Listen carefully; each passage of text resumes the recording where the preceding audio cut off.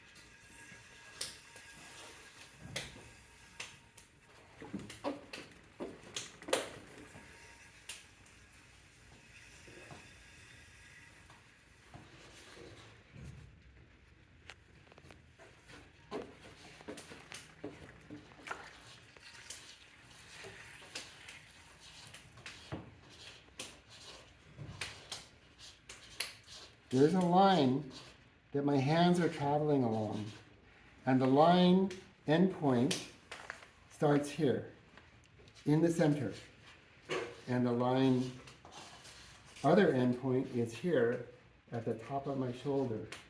And if I lean my shoulder down like this, the line goes lower where my hands are pulling along.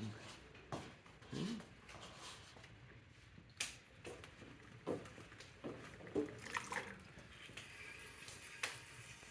Push here in the base, pull out here.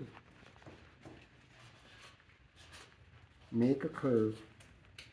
Don't keep your fingers straight. If you keep your fingers straight, you won't get a curve. If you get a backwards curve like this, push harder from the inside. And lift your outside hand above your inside hand.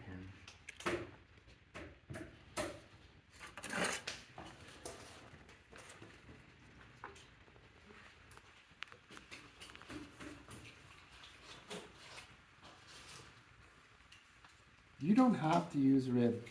If you don't like to use rib, you don't have to use it. But it can help you to expand the volume. It can help you to smooth the surface. But that's all it does, right? It's not like your fingers. The rib is an unvarying hardness.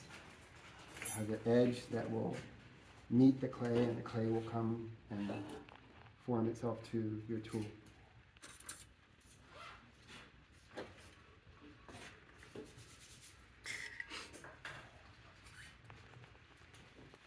If you don't do this step, you'll never get the clay off of the railhead.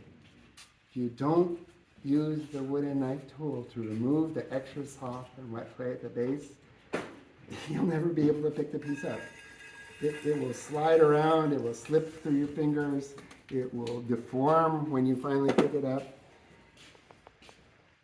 But if you compress and you dry with that wooden stick, right, it's going to work. Okay.